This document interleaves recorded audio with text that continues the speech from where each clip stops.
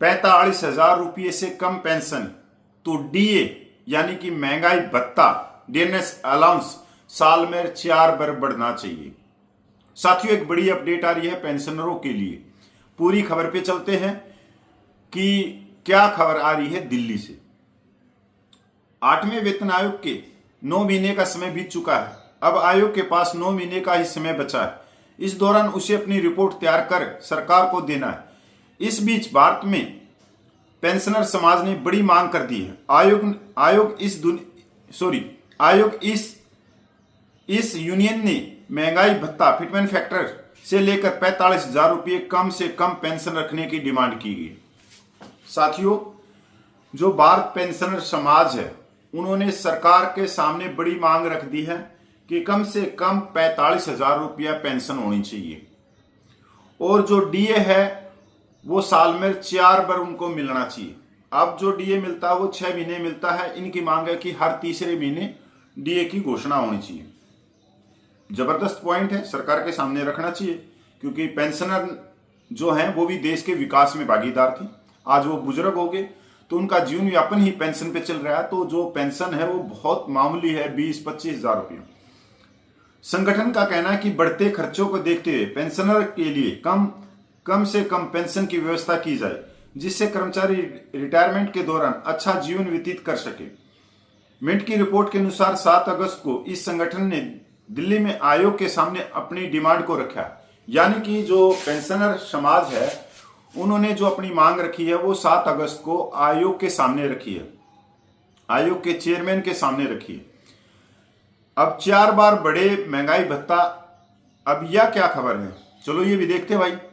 मौजूदा समय में केंद्रीय कर्मचारियों को साल भर में 2 बार महंगाई भत्ता डीआर मिलता है। भारत पेंशनर समाज ने कहा कि हर 3 महीने में डीए में इजाफा किया जाए। संगठन का कहना है कि बढ़ती महंगाई की वजह से पेंशनर पर काफी दबाव होता है। ऐसे में 6 महीने का समय काफी अधिक हो जाता है। 25% डीए पर मर्ज। भारत पेंशनर समाज की तरफ से मांग की गई है कि 25% डीए होने पर उसका मर्ज बेसिक पे में कर दिया जाए, जिससे कर्मचारियों को महंगाई के अनुसार बेसिक पे मिलता रहे। मौजूदा समय में ऐसी कोई व्यवस्था नहीं है। इस समय केंद्रीय कर्मचारियों का डीए 60% है। बीपीएस ने सिर्फ पेंशन को 45,000 रुपये करने की मांग नहीं की है। उन्होंने सरकारी कर्मचारियों के लिए फिटमेंट फैक्टर 3.83 की करने की मांग की है। अगर ऐसा हुआ तो मिनिमम बेसिक सैलरी 18,000 रुपये से बढ़कर 69,000 रुपये हो जाएगी।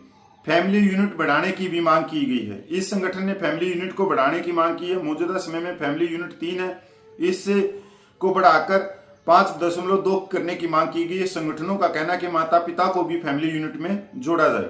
8वें पेंशन आयोग का गठन 3 नवंबर 2025 में हुआ था। इस पर कमीशन के पास 18 महीने का समय है। बता दें, आयोग की रिपोर्ट के आधार पर केंद्र सरकार की तरफ से केंद्रीय कर्मचारियों और पेंशन के लिए वेतन और पेंशन पर फैसला किया जाएगा। इस आयोग का गठन 10 साल के बाद किया जाता है। चलो भाई, ये बड़ी खबर है जो आयोग से मिलकर उन्होंने पेंशनरों की मांग की गई है।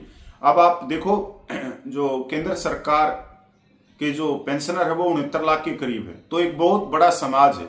अब उस समाज की भी मांग आयोग के पास में पूछिए और बहुत ही स्ट्रॉन्ग तरीके से पूछिए और बिल्कुल जायज मांगे हैं।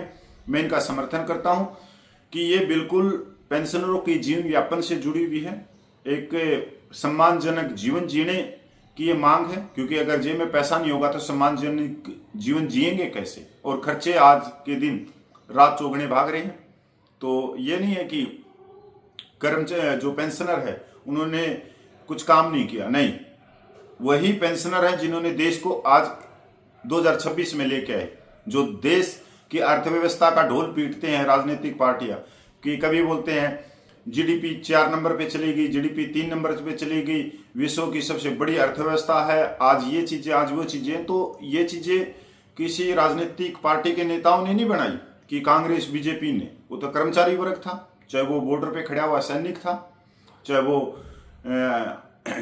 IAS में बैठा हुआ वैज्ञानिक हो, चाहे वो रोड बनाता हुआ इंजीनियर हो, चाहे कानून व्यवस्था हुआ पुलिस का सिपाही हो, चाहे स्कूल में पढ़ाता हुआ मास्टर जी हो। तो इन्होंने ही देश के विकास को आगे लेके गए। साथियों, नमस्कार, जय हिंद।